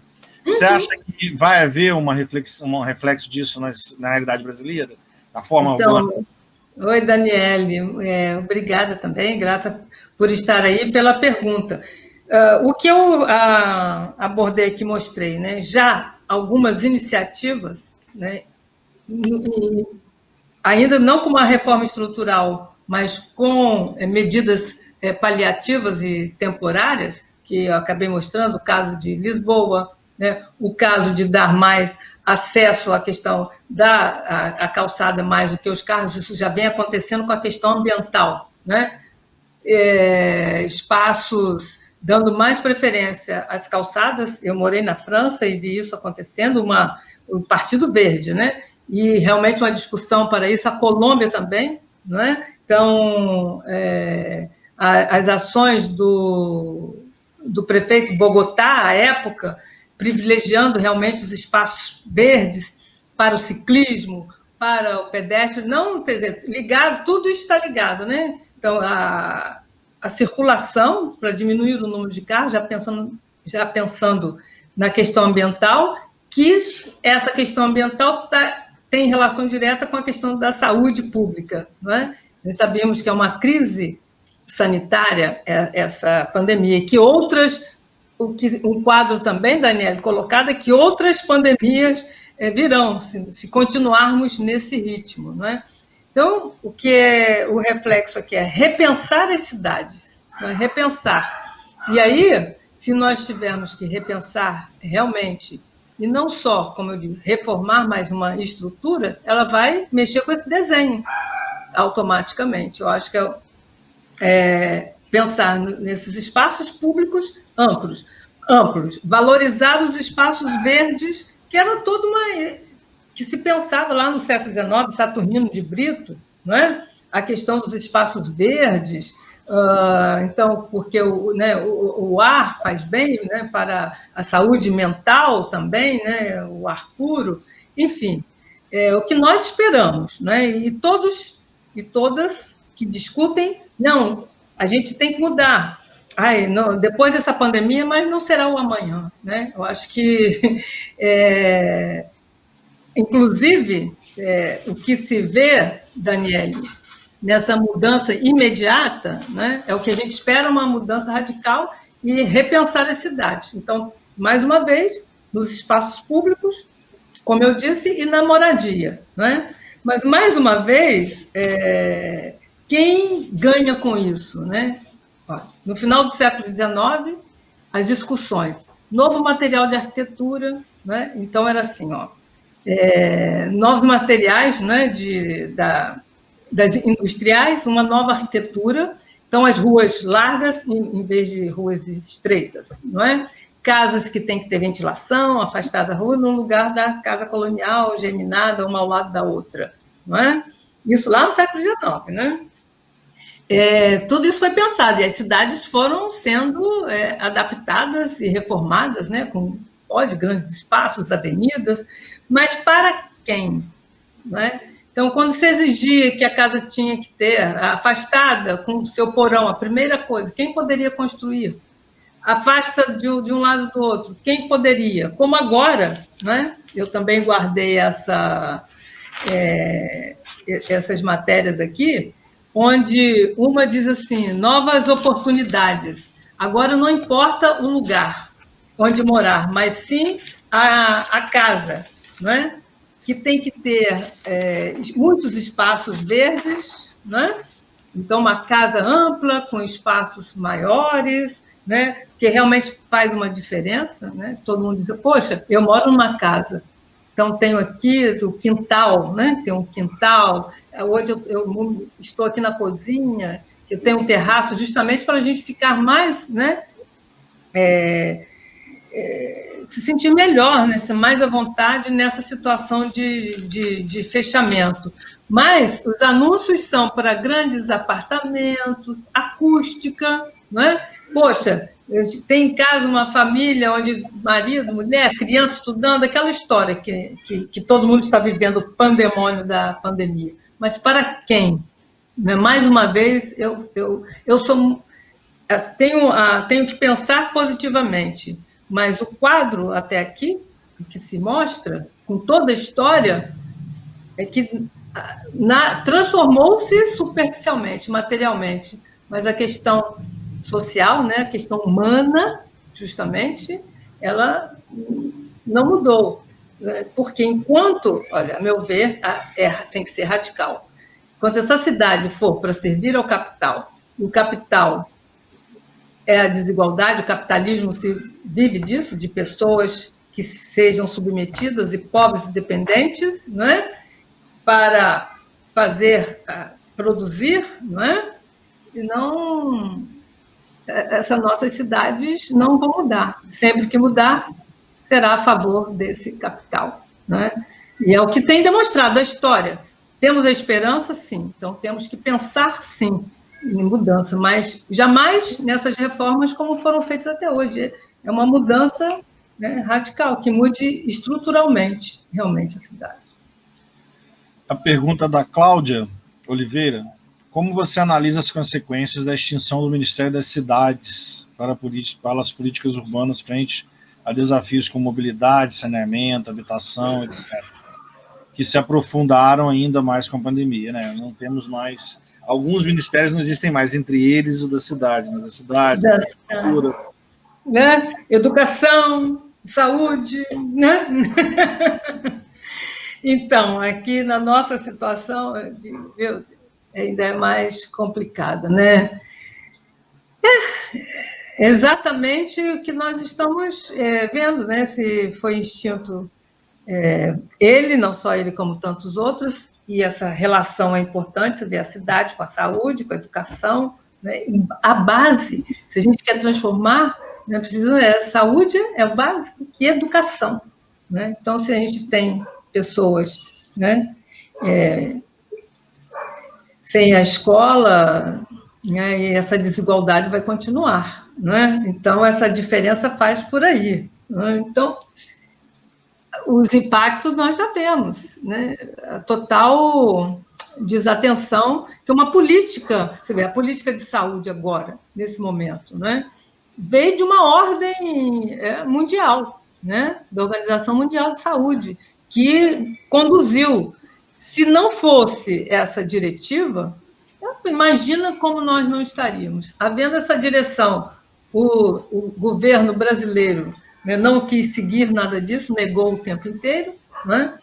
Imagine sem essa diretiva do Ministério das Cidades. Foi dissolvido porque sabe-se que é um ponto importantíssimo, são as nossas cidades, né? E assim como o meio ambiente aí. Como estamos também. questões como a função social da propriedade, como essas coisas... Nunca foram... Sem o Ministério das Cidades, elas saem ainda mais da pauta. Mais ainda, né? Sai mais ainda da pauta. Essa é tudo que foi decidido, né, na nossa Constituição, de 88, né, a inclusão desse capítulo da reforma urbana, né, o nosso estatuto, que levou também anos, lembra? Quanto pôde ficar enrolado lá, enrolando até finalmente ser publicado, e como ele é aplicado? Enfim, não tenho respostas, ou pelo menos as respostas que vocês querem, que vocês sabem também, que, na verdade, repetindo que ao longo da minha, né, da minha fala, eu acho que foi isso que eu quis colocar, né, o grande descaso de um governo, né, o nosso, veja só, os dois países aqui, ó, né, lá em cima, no norte, né, na América do Norte, como está reagindo, né? Então, a destruição... Não tem notícias o tempo inteiro sobre isso, né? Então, as cidades são abandonadas nessas desigualdades, intervenções, a política, né? Redigir a política urbana, né? Hermínia Maricato, essas pessoas importantes que estavam lá no Ministério, né? Enfim. A professora Daniela Bogada, ela traz uma pergunta sobre o livro do Bauman, né? Da mixofobia e mixofilia, acho que é assim que a gente pronuncia. Como a pandemia está refletindo no debate da diversidade e segregação, né? A questão do estrangeiro, do diferente, né? Do medo que se pode se colocar dentro dessa lógica, né? Que você, dentro da pandemia, né? Você acaba criando ainda exacerbando... como é que você... E aí, a negação, né? Acreditando que é da mesma professora, né? Ela fala que o Jangel, né, ao pensar os espaços públicos, questionava reunir ou dispersar. Como o urbanismo pós-pandemia vai responder velhas e novas demandas. Acho que as duas se conectam, né? Se conectam, reunir ou dispersar, né? Exatamente, Guel, o espaço público, Bauman, né? Com todas as suas reflexões importantes. E a cidade, bom, a meu ver, né? A cidade, ela é um lugar de reunião, né? Já é a própria aglomeração, né? Então, onde estamos próximos os encontros ocasionais, né? Eles sendo desejados ou não, né? Porque é onde ela se realiza, e o tempo inteiro... E isso foi atacado, e muitos já discutiram, inclusive, o fim da cidade, né? Tem sido pensado aí, né? Por conta disso, né? Se a cidade, a rua, os espaços públicos, que é o lugar, né, onde todas as pessoas se reúnem, né? Quer dizer, é pensado, né? Não pode haver exclusão, né? Desses espaços, por isso quem quer ficar excluído inventou o condomínio, né, fechado, seja ele vertical ou horizontal, né, onde ninguém entra, para reunir justamente a diversidade. Mas reunir ou dispersar, é essa questão.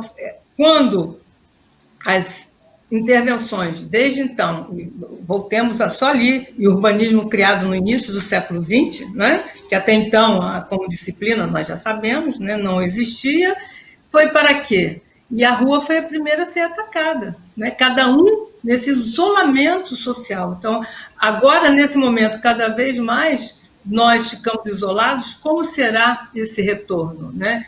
Ver o outro será sempre visto, o outro e a outra, como o perigo, né?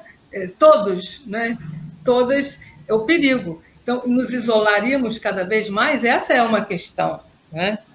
De ficarmos cada vez rejeitando, né? O estrangeiro, né? O estranho, né? O diferente, enfim, está indo mais para os espaços públicos não são frequentados, ele é perigoso, né? O perigo está lá, a aglomeração, então, controle total para isso. Então, a cidade, cada vez mais, né, se pensarmos como estamos agindo hoje, as medidas adotadas hoje, o que acontecerá à frente, há também essa perspectiva, né? De cada vez mais a rua, que foi a mais atacada, e quando eu falo a rua, eu falo amplamente, é essa questão desses espaços todos, né? Públicos, atacados, e que fazem tão bem, né? Você está num espaço aberto, tanto é que a praia, todo mundo foi para a praia, no lugar bar, todo mundo foi para a rua, foi para o bar, onde não tem praia, foi Paris, foi, né? Mesmo sendo Rio, Leblon, enfim. Então, é uma discussão, né? Uma reflexão super importante, e como uma outra discussão dessa era, né? Do antropoceno, né? E também eu estava nessa discussão, né, e do Benjamin, enfim, o francês, né, que estava pensando nisso, que seria um momento, será? Que seria mais humanitária? Então, essa ruptura também que a pandemia, que o coronavírus ambiental poderia estar marcando essa mudança, né, uma nova mudança de era geológica. Enfim, né? E como isso seria, então, uma era mais humana, mais humanitária, mais humanista, mas como nós temos agido. Né? Acho que está, mais uma vez, essa dualidade em que nós não temos uma resposta, né? Concreta. A minha cidade é a cidade de todos. É a cidade, né? Eu acho que eu ainda vivi isso na rua, de brincar na rua, não é? Eu, como vejo aqui no meu bairro, no Turf, é um bairro misto, né? Aquela famosa mixité, né? A mesclagem, né? Então, as crianças soltam pipa, estão brincando na rua, depois que asfaltaram, ainda assim. Então, mete um asfalto, já muda, né? Ao encontro. Então, a cidade é feita para os encontros, embora ela separe, né? Ela una, mas também ela separa, né? Os indivíduos. E sem essa realização, para mim, da rua, a cidade é outra, né? Então, é outra cidade. A cidade que nós conhecemos desde então, né? Que fala essa morte desta cidade, né? Sem os encontros, sem o espaço público, como será? É outra cidade, né? E pode estar mais numa tendência, acredito eu. Eu sou mais pessimista, confesso, embora lute, estarei sempre nessa militância para mudar em todos os sentidos, mas sou bastante cética com essa perspectiva de mudar para o que deve ser mudado, né, que é a cidade. É um realismo esperançoso lá do Socino, né? Temos que ter, né? Temos que ter, é utopia. Né? Deixa eu te contar, a gente está caminhando para os nossos 10 minutos finais, mas eu queria que você fizesse uma fala para a gente. Assim, a gente vive uma cidade que uma imensa planície, né, em constante expansão, e está vivendo essa realidade da pandemia, né, que você tão bem colocou para nós. E nós temos várias universidades, nós temos a UF, a UENF, o IFE, outras, a Existenza, a Uniflu, Cândido Mendes, enfim, uma série de universidades, série de pessoas discutindo planejamento urbano e tal. Eu acho que uma das coisas que esse debate da pandemia tem trazido é o papel da pesquisa, o papel da universidade ter sido reafirmado, até em meios de comunicação que antigamente, né, a gente só via bater, né, na universidade, agora estão, né, louvando a salvação está na universidade. Louvando a universidade o tempo todo e tal. Eu queria que você trouxesse qual é o papel, na sua visão, o papel da academia, da universidade nesse contexto bom, enfim, acho que você entendeu o viés, né? O que você acha desse papel e como se isso tem alguma ressignificação nesse contexto e daqui para frente? Então, a desvalorização é boa, né? Nós aqui, né, justamente é o nosso grupo, né? Que está agora, né, nessa mira e nos é relativo, né, a nós, né, a universidade, nós pesquisadores, né, pensadores, enfim. E essa salvação vem, né, primeiro, a ciência, porque quem está pensando vacina, não é? Mais do que nunca, né? as vacinas estão sendo desenvolvidas, né, nas universidades e instituições, né, de ensino superior. Aqui na nossa cidade, por exemplo, eu vi a participação, o IFE, né, há pouco tempo estava até falando assim com o Jefferson, né, quando construiu aquelas máscaras, né, que tem um nome, que eu não sei, aquelas máscaras, né, em acetato, né, produzindo aquelas máscaras que não tinha assim, suficientemente no mercado, né, para os profissionais de saúde. Isso nas questões, né, concretas de ciência e tecnologia, né, e que eu digo que estamos em casa aguardando justamente a ciência e tecnologia, que vem de onde? Né, dos pesquisadores, né, que estão onde? Na universidade, né, nas instituições de ensino superior. E para pensarmos, né, que sempre foi nosso papel, né, refletir, sermos críticos, né, um olhar crítico, né, sobre essas questões, refletirmos realmente sobre a problemática em todas as áreas, nas ciências humanas, né, nas ciências sociais aplicadas, né, sempre não mais negligenciadas, né, e que pensa a questão do comportamento, da sociedade, das mudanças materiais que têm que ser acompanhadas das questões sociais, né, e querem destruir. Na verdade, você vê, estamos, né, sendo as universidades na mídia o tempo inteiro, mas por trás o governo quer o quê? Acabar, né, com a educação. Vamos falar aqui concretamente, né, com o nosso Ministério da Educação, ameaça de nós, dos funcionários públicos, perdemos a estabilidade, cortes. Já falou que após a pandemia os cortes virão na educação e justamente na saúde, não é? E esse papel transformador, porque tudo que nós produzimos em todas as áreas e como é que se diz? Interdisciplinar, né? Se nós pensamos a cidade, pensamos o espaço onde todos vivem.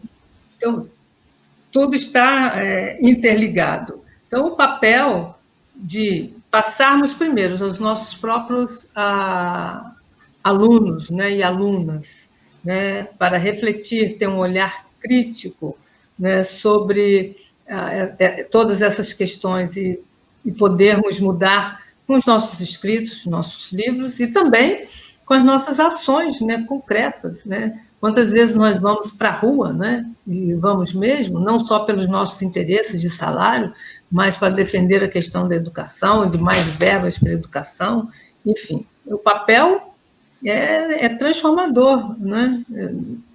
Embora saibamos também, né, que na universidade, como diz, temos também pessoas com outros pensamentos, né? Os pensamentos mais contrários a tudo isso, né? Que vão na contramão de pensar a sociedade como um todo, de pensar para todos e que há também essa outra produção, né? Mas, majoritariamente, nós somos seres, né? Estamos aqui pensantes, refletindo, escrevendo, produzindo, seja na sala de aula, que seja, inclusive aí também, né, quando vem o corte, né, quando vem a censura, né, porque sabe que o nosso poder assim de discutir amplamente as questões sem o viés, né, que eu nem vou repetir, porque isso já até ficou um pouco lá no passado, né, no passado recente, discutirmos livremente sobre todas as questões, sermos críticos, né, e formarmos, sobretudo, cidadãos, né, cidadãos, e cidadania é isso. Enfim. Muito bom. Tete, a gente chegamos ao nosso tempo aqui. Eu queria te agradecer profundamente por você ter dedicado esse tempo aqui para dar essa aula para a gente, esse bate-papo ótimo. Eu acho que... bem, né, assim, Alguma mais? Tem o tempo, né? Estamos ainda no nosso tempo de 2 horas. Tem alguma pergunta mais dos próprios alunos? Deixa eu ver se a Paola tá. Acho que tem mais, deixa eu ver. Acho que tem mais uma pergunta aqui, acho que sobre a Lei 10.098 de 2000, já tem quase 20 anos, que me parece que nada mudou. Qual a sua opinião do motivo pelo qual a questão não foi mais implementada na nossa cidade? Acho que ele está se referindo ao Estatuto da Cidade, né? Estatuto, né?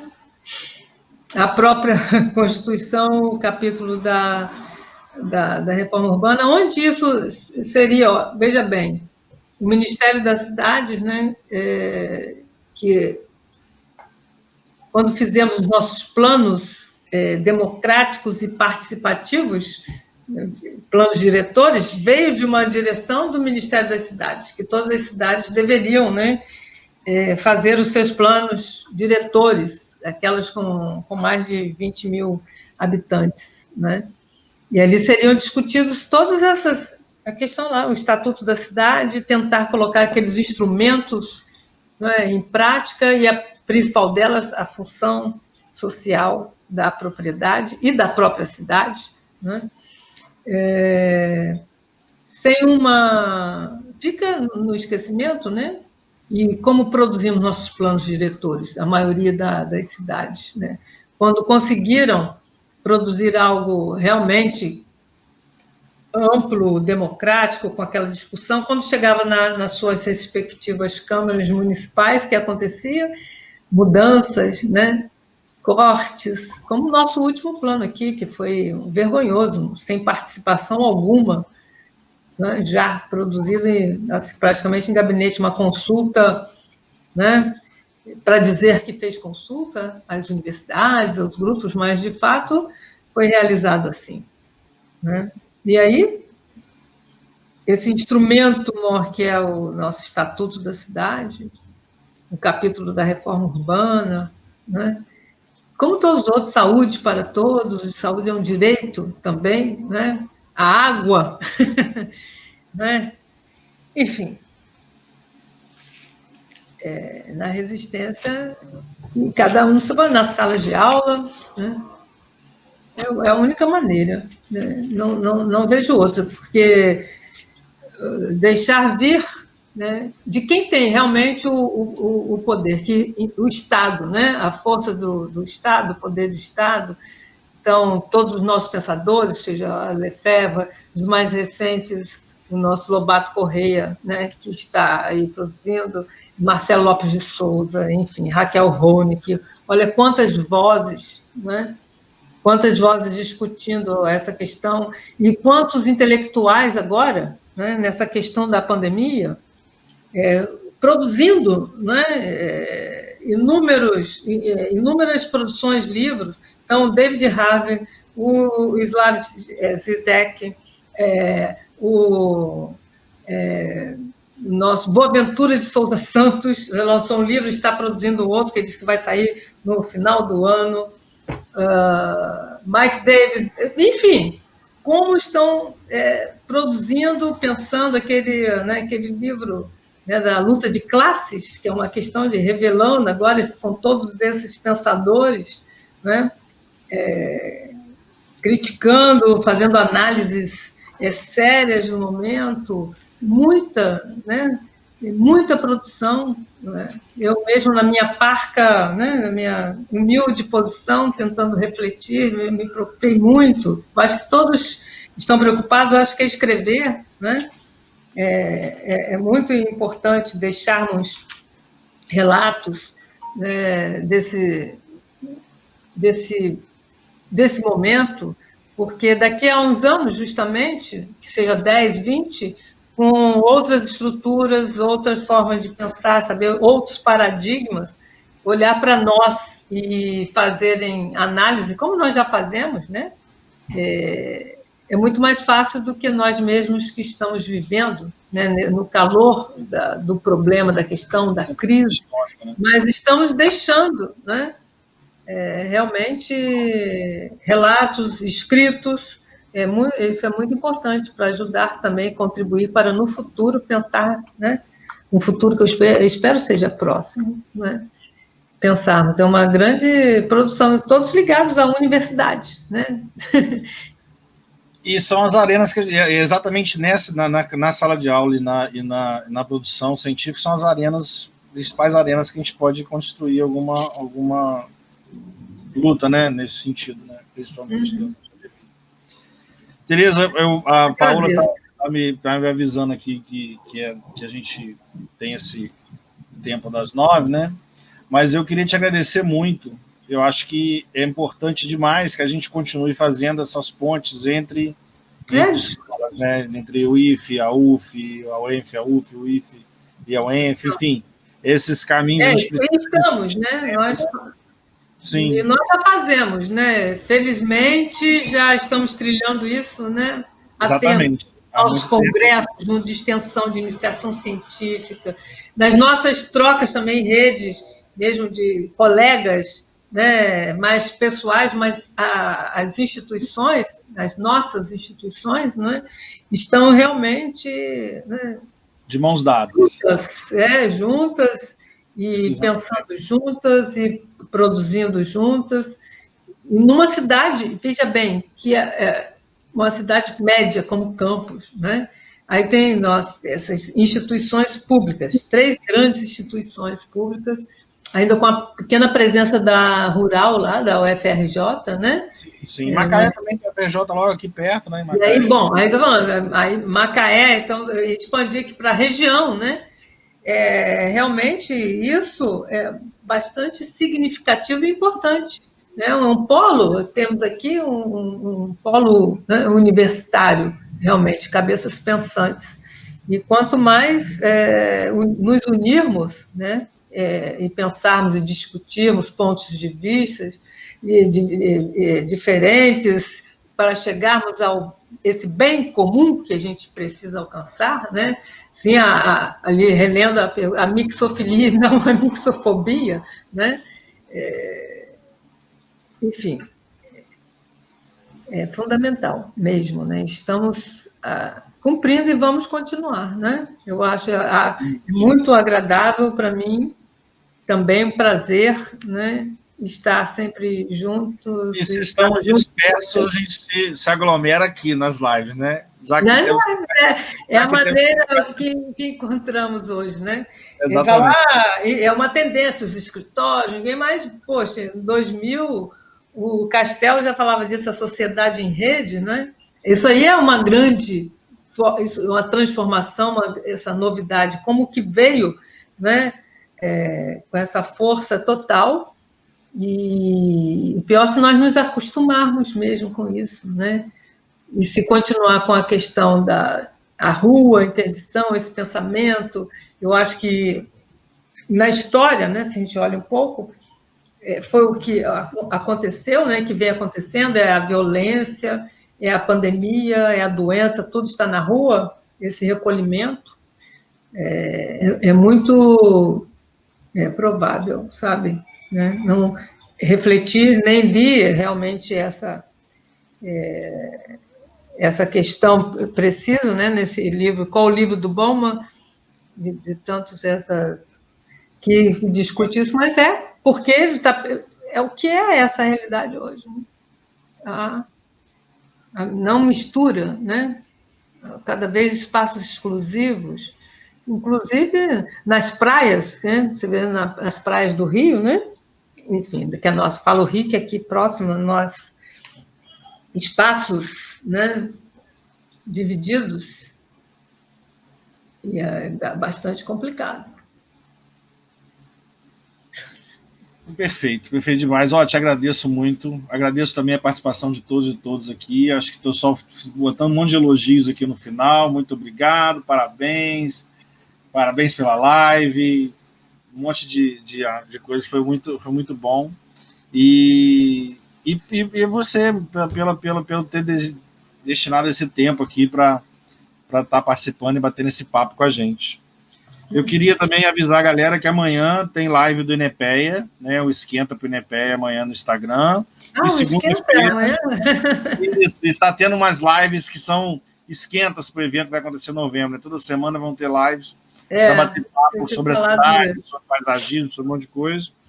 E aí, amanhã tem a live do INEPE, e segunda-feira, pessoal, principalmente os alunos de arquitetura aí, tem o bate-papo com o pessoal do FENEA, que é da Federação de Estudantes, né, de Arquitetura.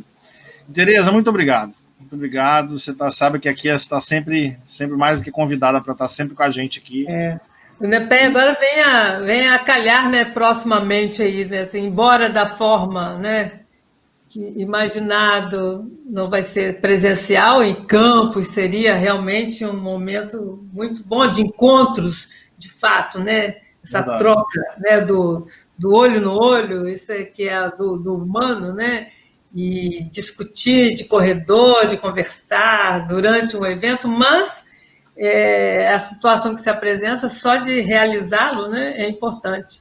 E de um aspecto, realmente, que é a paisagem, os espaços públicos, né, que nossa cidade realmente é isso, carece, especificamente. As nossas, né, a maioria não tem os espaços, os parques, né, São Paulo e Ibirapuera não atende nem né, pelo tamanho da cidade, o número de parques que temos. Então, o verde, né, que temos, né, é tão importante, eu acho que é bem a calhar e tem muito, né, que refletir e pensar sobre esses espaços públicos, né, a paisagem das nossas cidades, né, espaços verdes, enfim, abandono que temos lá do Rio Paraíba, né? Verdade. Refletir sobre as cidades, enfim, só concreto, né? E poucos espaços públicos. E qual o futuro? Eu acho que é uma boa questão, né? Que será, né? O tema é rupturas e continuidades. Nós vamos discutir isso. Isso aí. É legal. Mas, enfim, a gente precisa... A Paola está aqui puxando minha orelha aqui. Olha a hora. A gente precisa terminar com a hora. Mas, ó, a hora é boa. Uma boa noite a todos, um bom final de semana. Boa noite a todos e todas. Muito obrigado. Eu também agradeço, né? Vamos lá.